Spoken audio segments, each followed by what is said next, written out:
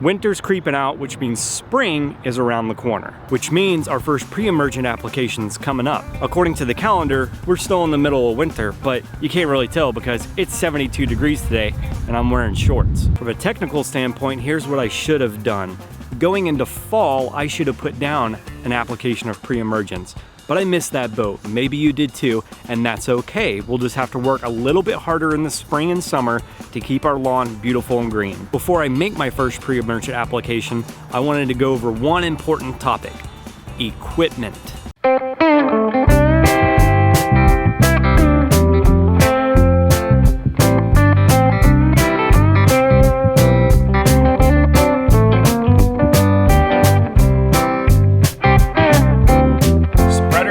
Sprayer, the two most important pieces of equipment you need to take care of your yard. There's a few other things you're gonna need, but let's talk about these. First up, sprayer. Just a quick note, we're not getting paid nor endorsed by Chapin to promote their products. It just so happens to be the ones that I like. They're a very good price point for your average homeowner, so that's what I go with. Okay, on to this. The backpack sprayer I'm using, it's the Chapin Tree Turf Pro commercial backpack sprayer. It's 4 gallons or 15.1 liters. The reason I'm gonna go with a 4-gallon backpack, I want to get a really good even coverage. If I'm using my 1-gallon hand cannon right here, stopping and starting, having to refill, mix up another gallon, I risk not getting a really good even coverage, having to leave the area I'm spraying to go mix up, come back, spray again. With this one, I only have to fill it up essentially twice to cover my 6,400 square feet.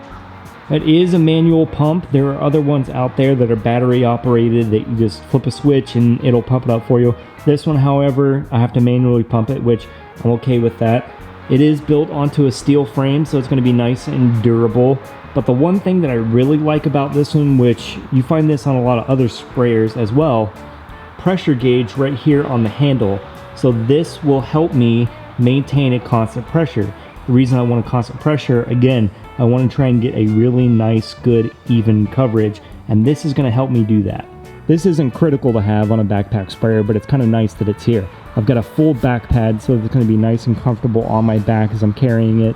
The shoulder straps are padded, and they do lock together right here, as you can see. Those clip together so that it'll keep it in place. It also has a waist strap that I can wrap around my waist and clip in as well to just help give support. The wand that it comes with, it's made of brass. It'll come with a cone nozzle and a plastic fan tip nozzle. I will switch out this cone nozzle for the fan tip nozzle so that it gives a nice wide spread on my lawn as I'm spraying. Again, this is another one of those things that isn't critical, but it's just nice. I have a nice large opening to fill up my sprayer, put my product in and water, and mix it up. It has a removable filter. So, this will help catch debris that I don't want into the tank if, I'm mixing up with my water hose and something just gets blown in here or whatever. This will catch that and stop it from getting into the actual tank.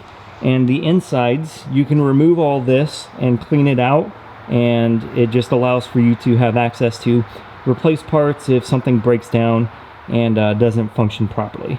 What's cool about this is you can just pull out this pin here and switch this to the other side so that you can use either your left or right hand to manually pump and spray with the other. So that's kind of nice. With my backpack sprayer, just like my hand cannon down here, I'm going to clean it out or rinse it after every use. I'll triple rinse it, as a matter of fact. We've made a video on that. I'll link it in the description below on how to properly clean out your spray tank. But the reason we want to clean it out, we don't want buildup. We don't want to let product build up on the inside or in the hose line or in the wand. We want to try and get all of that out as much as possible, because if we let it sit in there and build up, it could break down the components of the sprayer, the gaskets, the washers, all that kind of stuff. We don't want that. We want to try and make our sprayer last as long as possible. So by cleaning it out, rinsing it, triple rinsing it out, we make sure to, prolong the life of our sprayer, and that's what we want. We've touched on our sprayer. Now let's talk about our spreader.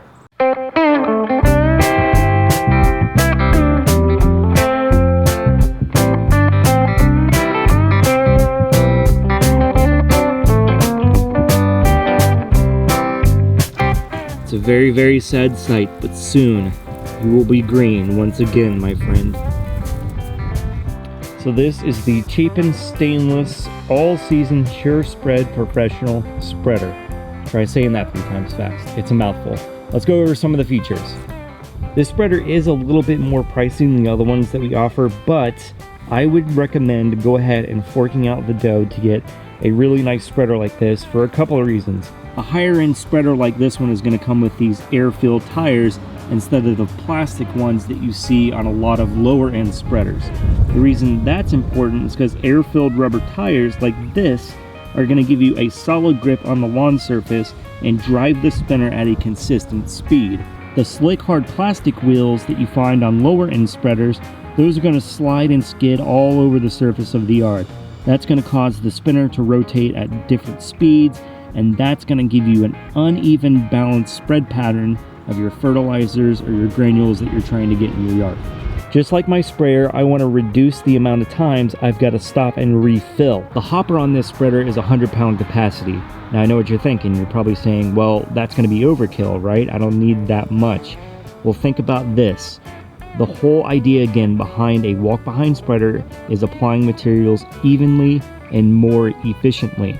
So if I have to stop and refill my spreader, I risk not getting a nice even pattern or application on my yard.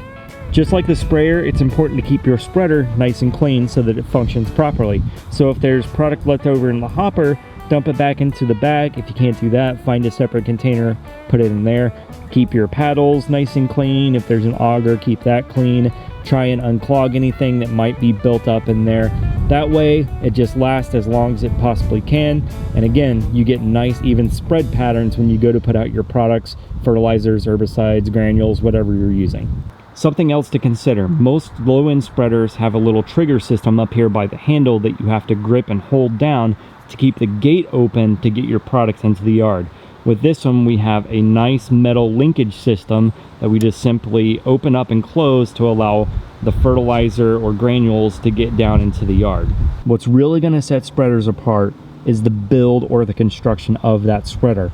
Your cheaper plastic ones, those are going to wear out and break down a lot faster than something like this. This spreader is built onto a metal frame. It's going to last a lot longer, it's durable, it's strong. The metal frame is going to allow for you to fill up a 100-pound capacity hopper like this easily with no problem. With most spreaders, you're going to have a rate dial like this. This is going to control the amount of product that comes out the bottom of the hopper. Now with mine, I have a nice little chart right over here that helps me set the calibration. Also, whatever product you're going to use, it should have a calibration on the label as well. So just look at the label, see what it says, and then set your spreader accordingly. Some people have suggested taking sand and filling up your hopper, marking off 1,000 square feet and calibrating your spreader that way. You know, adjust this and then walk that 1,000 square feet and see how long it takes for all that sand to empty out. Now, I've even thought about this myself, but talking with our customer service staff, it's probably not recommended to do that, and you want to calibrate your spreader once you have your product in there. The reason is, using sand, it's a lot finer, and some fertilizers or granules are going to be a lot thicker, they're going to be a lot smaller or longer. It's all going to vary, so you want to wait until you have your actual product in your hopper, read the label on the product, and then read the instructions on your spreader and match them accordingly. Another thing that higher end spreaders like this are going to have is an edge control system like this. So an edge control is going to help you direct product where you want it to go. So if I'm walking up alongside of a garden bed or my sidewalk or my driveway, the last thing I want to do is waste a lot of product throwing it onto the driveway or sidewalk. So if I throw this down, my granules, fertilizers, whatever are going to come down into my hopper, hit my plate, throw out against this edge control, and just drop straight down. That way, I'm not wasting my product, I'm maximizing it as much as possible. As far as equipment is concerned, there's one more thing we need to talk about, and it consists of 3 letters that you've probably heard before. PPE, Personal Protection Equipment. These are professional grade products, so we want to make sure that we're dressed appropriately to handle them. A lot of the product labels are going to state specifically what you need in order to use them, mix them, apply them, and so forth. Remember, label is law. Here are some of the things that you don't want to wear when using these products. Short sleeve shirt, not a good idea. Shorts, definitely a bad idea. Here are the things that you do want. Long pants, boots, good idea. Long sleeves, check. Gloves, preferably rubber, check. Eye protection, and lastly, a mask, especially when you're mixing up your product. Don't want to be breathing that in. Ready to go. In summary, sprayer, spreader, two most crucial things you're gonna need, and also make sure you have personal protection equipment. There's a wide range of sprayers and spreaders out there. We even offer a lot. At the end of the day, what it comes down to, personal preference, what you need it for, and price point, let's be honest. I would recommend doing your research. Put in the legwork, read up on all these different sprayers and spreaders, and see how they stack up against each other. And as always, you can reach out to our customer service staff. Shoot them an email, give them a call, explain to them what you need it for, and they can help narrow the field for you as well. The next video in this series is going to be the Whopper, my first weed control application.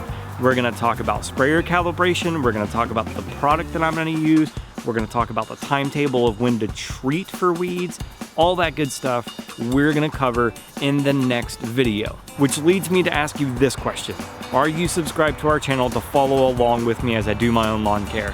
If you're not, click on this button below. You can also catch up on all the action by clicking this playlist to watch the previous episodes in the series. Thanks for watching.